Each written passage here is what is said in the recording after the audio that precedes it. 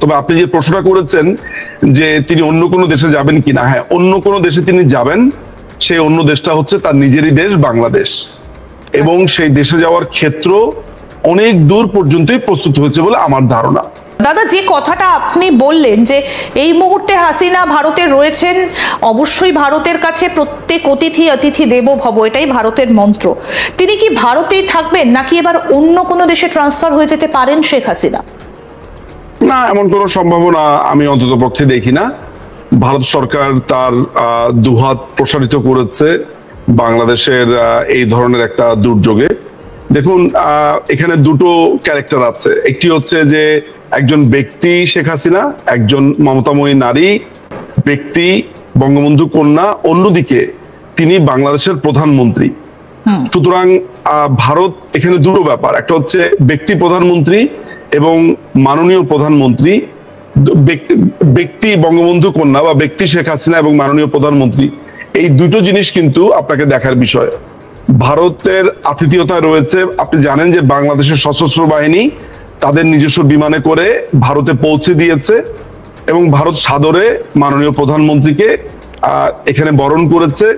এবং এই দলমত নির্বিশেষে আমি কৃতজ্ঞ ভারতের কাছে যে তারা প্রত্যেকেই মাননীয় প্রধানমন্ত্রীকে তার অতিথি হিসেবে গ্রহণ করেছে।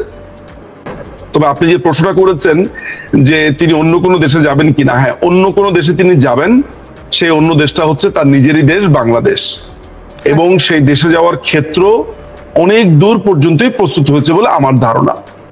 আমি মনে করি মাননীয় প্রধানমন্ত্রী দেশে ফিরবেন এবং দ্রুতই ফিরবেন, এবং লক্ষ লক্ষ জনতার হর্ষধ্বনি, লক্ষ লক্ষ জনতার অভিবাদনে মাননীয় প্রধানমন্ত্রী দেশে ফিরবেন। কিন্তু এই মুহূর্তে দাঁড়িয়ে বাংলাদেশের যে অবস্থা, আওয়ামী লীগ তো এই মুহূর্তে নির্বাচনে অংশগ্রহণ করতে পারবে না, সেখানেও তো আটকে রেখেছেন মোহাম্মদ ইউনূস। যদি বাংলাদেশ, আমরা তো ইউনূসের আন্ডারে এমনি কোনো ইলেকশনে যাব না। ইউনূস যদি এখানে থাকে, আমরা তার অধীনে তো কোনো ইলেকশনে এমনিও যাব না। সুতরাং ইউনূস আমাদেরকে ব্যান করলো, ইউনূস তো নিজেই অবৈধ। সাংবিধানিক ভাবে তো ইউনূসের কোনো ভিত্তি নাই। মানে আপনি যদি আমাদের কনস্টিটিউশনটা দেখেন, যেহেতু তারা কনস্টিটিউশন আন্ডারে ওথ নিয়েছে, আপনি যদি আমাদের কনস্টিটিউশনটা দেখেন, আমাদের কনস্টিটিউশনে তো এই সরকারের কোনো প্রভিশনই নেই। সেটাই তো পাল্টে ফেলতে চাইছেন এই মোহাম্মদ ইউনূসের এই অন্তর্বর্তীকালীন সরকার। না, এই জন্য আপনাকে আমি বলছি যে একটা অবৈধ, আপনার যদি আস্তাক বাংলা আজকে অবৈধ কেউ দখল করে আপনাকে যদি চাকরিচ্যুত করে, এইটা চাকরিচ্যুত হবে? এটা তো হবে আপনার গায়ে। আমরা তো কাউকে ঢুকতেই দেব না, আমরা তো কাউকে ঢুকতেই দেব না। কিন্তু মোহাম্মদ ইউনূস তো ঢুকে বসে রয়েছেন বাংলাদেশের ভেতরে, এবং সেটা আর কিছুদিন গেলেই 1 বছর সেটাও হয়ে যাবে। যে ধরা যাক আস্তাক বাংলাতে অস্ত্রের মুখে যেটা ইউনূস ঢুকেছে এরকম দখল করলো, বাংলাদেশ যেমন ক্যাপচার করেছে। এখন একটা দখলবাজ যদি বলে যে তুমি এটার বিরুদ্ধে, সরি, তোমাকে ব্যান করা হলো, এটা করা হলো, এইটা তো আইন অনুযায়ী সিদ্ধ না। সুতরাং এদেরকে যখন উৎখাত করা হবে, তখন মাননীয় প্রধানমন্ত্রী রূপেই ফিরবেন। এটাই সাংবিধানিক ধারাবাহিকতা। সেটাই আপনার কাছে জানতে চাইছি যে সেটা কিভাবে, কারণ যদি নির্বাচনের মাধ্যমে হয়, যদি রাজনৈতিক ভাবে হয়, তাহলে নির্বাচনে যেতে হবে। গণঅভ্যুত্থানের মাধ্যমে। আরেকবার বলুন। একটি গণ অভ্যুত্থানের মাধ্যমে মাননীয় প্রধানমন্ত্রী ফিরবেন। করবে কে? কারণ জনগণকে তো এই মুহূর্তে ভয় দেখিয়ে দমিয়ে দেওয়া হয়েছে। ছাত্র সমাজ এই মুহূর্তে মৌলবাদীদের হাতে চলে গেছে। মৌলবাদীদের হাতে গেছে, বাংলাদেশের মানুষ সংগঠিত হচ্ছে। জনবিস্ফোরণ হতে তো সময় লাগে না, জনবিস্ফোরণ হতেও সময় লাগে না, জনমানুষ একত্রিত হতেও সময় লাগে না। এই কাজগুলো, আর সাধারণ মানুষ যেভাবে অতিষ্ঠ হয়েছে, যেভাবে তাকে অতিষ্ঠ করা হয়েছে, যেভাবে আইন শৃঙ্খলা থেকে শুরু করে সমস্ত কিছু নস্যাৎ করে দেওয়া হয়েছে, সাধারণ মানুষ তো কয়দিন আগেও রাস্তাতে নামলো মাইলস্টোন স্কুলের যে ঘটনাটাতে, সেইটাতে আপনি দেখেননি যে বাচ্চারা কিভাবে রাস্তায় নেমে গেছে, কিভাবে হয়েছে।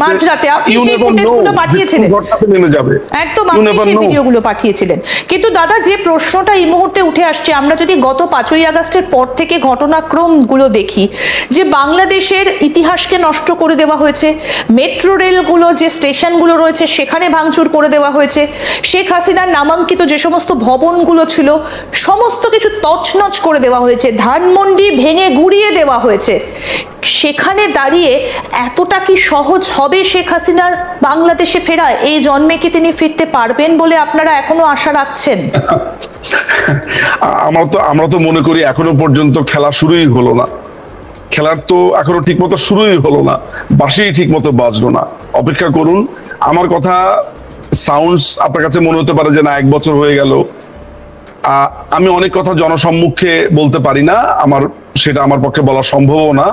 শুধু এতটুকু জেনে রাখুন যে মাননীয় প্রধানমন্ত্রী একটি অভ্যুত্থান এবং লক্ষ লক্ষ জনতার হর্ষধ্বনির মধ্যে দিয়ে ফিরবেন, ঠিক রাজনৈতিকভাবেই ফিরবেন এবং দেশের জনতাই তাকে ফেরাবে।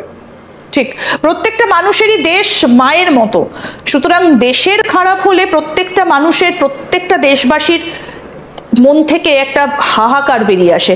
দাদা, আমি একটা জিনিস একটু জানতে চাইবো, গত 5ই আগস্টের নেপথ্য কারিগর, মানে যিনি একেবারে কপ্টারে উঠিয়ে ভারতে রওনা করিয়ে দিয়েছিলেন শেখ হাসিনাকে, সেই মানুষটা, আপনি বুঝতে পারছেন কার কথা বলছি? সেনাপ্রধানের কথা বলছি, ওয়াকারুজ্জামান। তিনি কোথায়? 1 বছর পর তাকে তো বর্তমানে দেখাই যাচ্ছে না। করছেনটা কি? মেঘের আড়ালে চলে গেলেন? ওয়াকারুজ্জামান একটা, আমি আপনাকে কি বলবো, বলার অপেক্ষাই রাখে না। আপনি জানেন যে তার প্রতি আমার কিরকম ক্রোধ, রাগ, এটা আমি অনেকবার বলেছি। স্ট্র্যাটেজিগত কারণে আমরা একটা সময় মনে করেছি যে তারা হয়তো তাদের ভুলটাকে রেকটিফাই করতে পেরেছে, রেকটিফাই করবে। এখন দেখা যাচ্ছে যে যেই লাউ সেই কদু, এবং এটা বলতে তার কোনো দ্বিধা নেই। বিশেষ করে গোপালগঞ্জে সেনাবাহিনী যে গণহত্যা চালিয়েছে, তারপরে তো আর এটা বলতে কোনো রকমের দ্বিধা নেই যে এই সেনাবাহিনী 5ই আগস্টের পেছনে অতপ্রতভাবে জড়িত ছিল, বা কতিপয় সেনাবাহিনীর ব্যাটালিয়ন বা অফিসাররা। সমগ্র সেনাবাহিনীকে বলাটা ঠিক হবে না হয়তো, বা আমি বলবো কতিপয় বা কিছু। এটা একটা সম্মিলিত প্রচেষ্টা ছিল। আর ওয়াকারুজ্জামান এখন আছে, ওয়াকারুজ্জামান হচ্ছে তার 2026-এর জুন পর্যন্ত তার চাকরির মেয়াদ। এইটাকে সে কিভাবে বাঁচিয়ে রেখে এলপিআর এ যেতে পারে আর 1 বছরের জন্য। এরপরে কানাডাতে যে কোটি কোটি টাকা পাচার করেছে সেখানে চলে যাবে তার মেয়ের কাছে। এটাই হচ্ছে তার একমাত্র ধান্দা। এটা ছাড়া আমি আর অন্য কিছু দেখি না। আচ্ছা, মানে আপনি বলছেন যে এরপর ওয়াকারুজ্জামান দেশ ছাড়তে পারেন, কিন্তু মোহাম্মদ ইউনূস কি করবেন? তিনি কি দেশ ছাড়বেন? ইউনূসের পুরো ব্যাপারটা আমার কাছে যেটা মনে হচ্ছে যে তারা যে এই পাতানো ইলেকশনটা দিবে, এই ইলেকশনের পরে এই এনসিপি আর জামাতকে ক্ষমতায় আনার পরে সে রাষ্ট্রপতি হিসেবে থাকতে পারে, তাকে রাষ্ট্রপতি হয়তো বা বানানো হতে পারে, এই ধরনের একটা সম্ভাবনা আছে।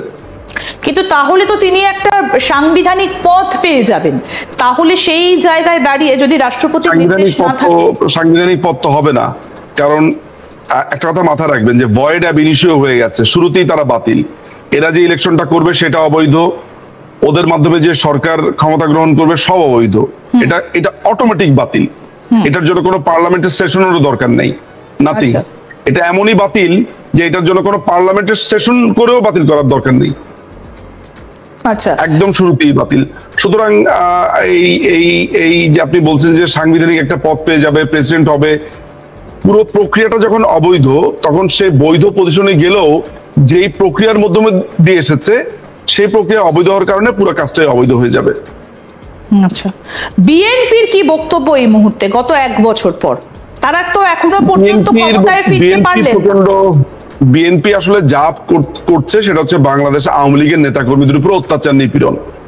বাংলাদেশ আওয়ামী লীগের বিভিন্ন নেতা কর্মীদের বিরুদ্ধে একের পর এক মিথ্যা মামলা, একের পর এক হামলা, চাঁদাবাজি, গুন্ডামি, টেম্পো স্ট্যান্ড দখল, বাস স্ট্যান্ড দখল থেকে শুরু করে প্রত্যেকটা এলাকায় মোড়ে অরাজক পরিস্থিতি তৈরি করেছে। তারা তো ভেবেইছে যে তারা ক্ষমতায় অলরেডি চলে এসেছে, অথচ জানে না তাদের পেছনের খেলা কি হচ্ছে। এবং আমেরিকান এমবিসি থেকে পরিষ্কারভাবে বলা আছে যে তারেক রহমানকে তারা মানতে চায় না। আপনি খেয়াল করে দেখেন, তারেক রহমান এখনো পর্যন্ত বাংলাদেশে আসেনি। এই ধরনের নেগোসিয়েশন চলছে, কথাবার্তা চলছে। এখনো পর্যন্ত আমি বলতে পারি যে আমেরিকান এমবিসি এনসিপি এবং জামাতকে ক্ষমতায় আনার জন্য মরিয়া। এইটার জন্য তারা নানান ধরনের চেষ্টা চরিত্র করছে, এটার জন্য তারা সংবিধান চেঞ্জ করতে চাইছে। এবং আপনি জানেন যে এর আগে আমি একজন লোকের নাম বলেছি, ফরাদ মজাহার, তাকে তাদের শিক্ষাগুরু হিসেবে দিয়েছে, সে তো এদেরকে ভালোই তালিম দিয়েছে। এখন তারা জুলাই সংবিধান, এবং ওই পরিষ্কার ভাবে বলা আছে যে বাংলাদেশের গণতন্ত্র যেটা, সেটা হচ্ছে পশ্চিমা গণতন্ত্র। অর্থাৎ ফরাদ মজাহারের বইয়ে পরিষ্কার লেখা আছে এই গণতন্ত্র চলবে না, আর এইখানে কালচারের ভেতরে ইসলামকে আনতে হবে, এইসব কথাবার্তাই বলা আছে। অর্থাৎ এটাকে পুরো একটা ইসলামাইজেশন করে ফেলবে, এটাকে একটা ইসলামিক রিপাবলিক করবে।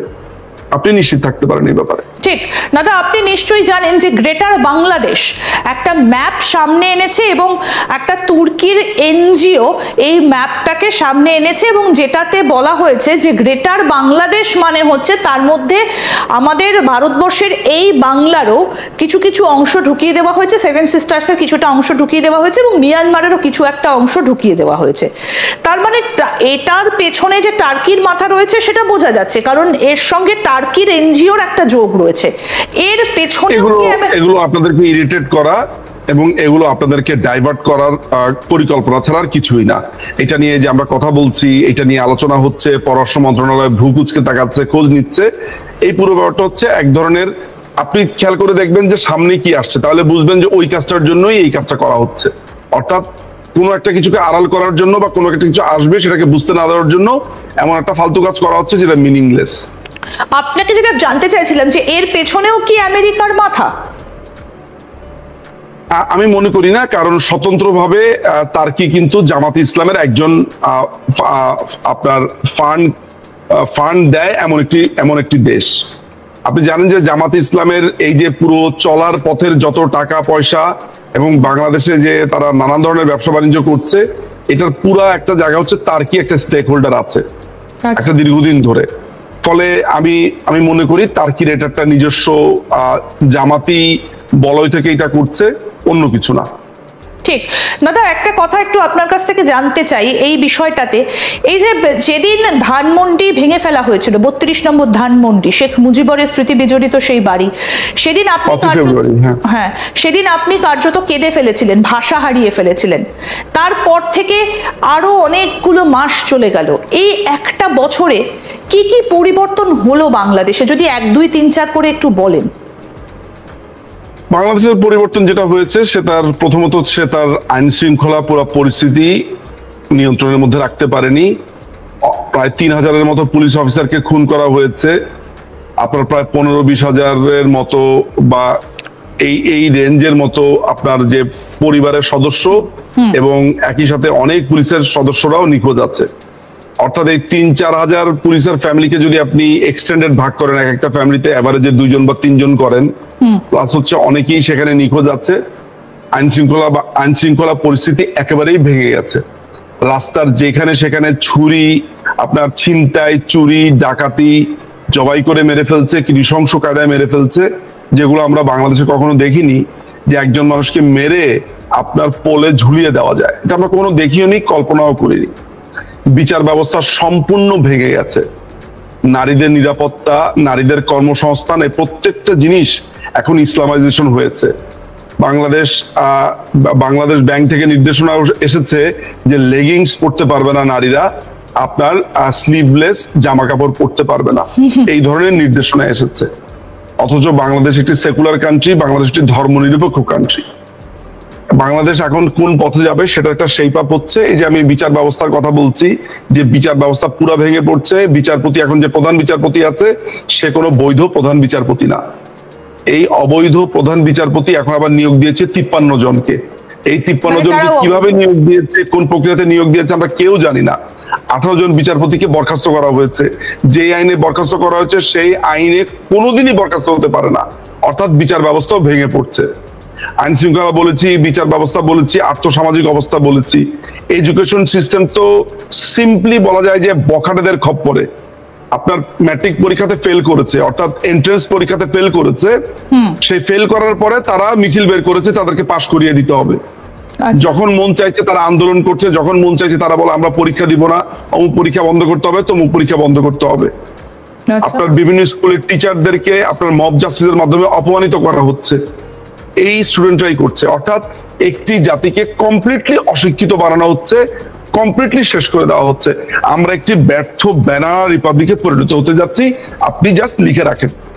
বেশ, এই যে জেল থেকে এই যে সমস্ত যাদেরকে শাস্তি দেওয়ার জন্য জেলের ভেতরে ঢোকানো হয়েছিল তাদের তো সবাইকে ছেড়ে দেওয়া হয়েছে, এবং এই যে সেগুলো তো হয়েছে। এবং আরেকটা অ্যালার্মিং বিষয় আপনাকে বলি যে আমাদের যারা নেতাকর্মী আছে বাংলাদেশ আওয়ামী লীগের গুরুত্বপূর্ণ, তাদেরকে সবাইকে গত 3 দিন আগে কেরানীগঞ্জ জেলে এনে হাজির করেছে।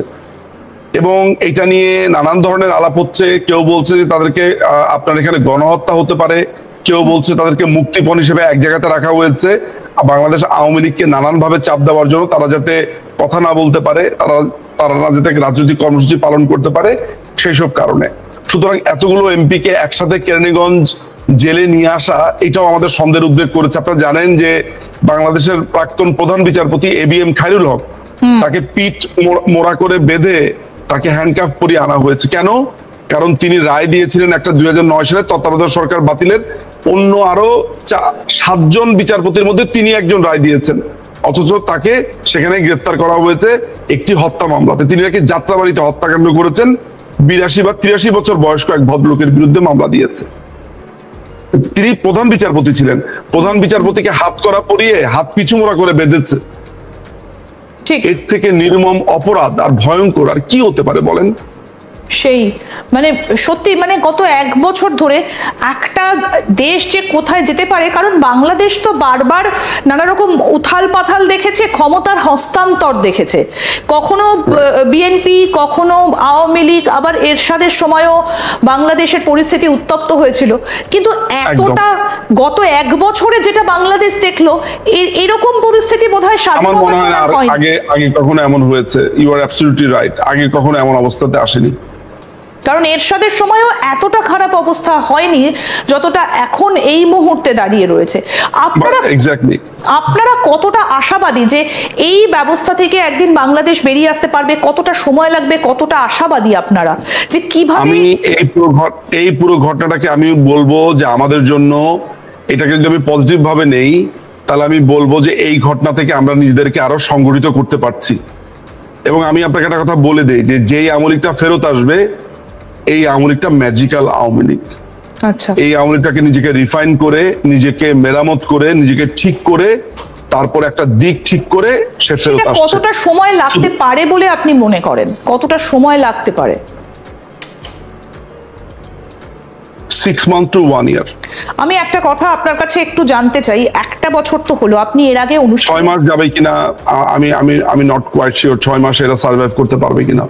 আচ্ছা, একটা কথা আমি আপনার কাছে আজকে আবার জানতে চাই, যেদিন ধানমন্ডির ঘটনাটা ঘটেছিল সেদিনও এই প্রশ্নটা করেছিলেন যে আপনার কি প্রধানমন্ত্রীর সঙ্গে কথা হয়েছে? আপনি খানিকক্ষণ থেমে থেকে বলেছিলেন যে হ্যাঁ কথা হয়েছে, এবং তিনি কি নির্দেশ দিয়েছিলেন সেটাও আপনি আমাদের বলেছিলেন। এই 1 বছরের মাথায় অগাস্টে আপনার কাছে জানতে চাই যে আপনার সাথে কি কথা হয়েছে আজ? কোনো নির্দেশ কি তিনি এদিন দিয়েছেন আপনাকে? মাননীয় প্রধানমন্ত্রীর সাথে আমার 4 দিন বা 5 দিন আগে এক ছোট করে আলাপ হয়েছে। এর মধ্যে আমার কিছু টাস্ক আমাকে দেওয়া হয়েছে, ওই টাস্কগুলো আমি করছি। আমরা ওই কাজগুলো শেষ করে আমি আবার ওনাকে আপডেট দেওয়ার সময় কথা হবে, বাট এর মধ্যে আজকে কথা হয়নি আমার। না,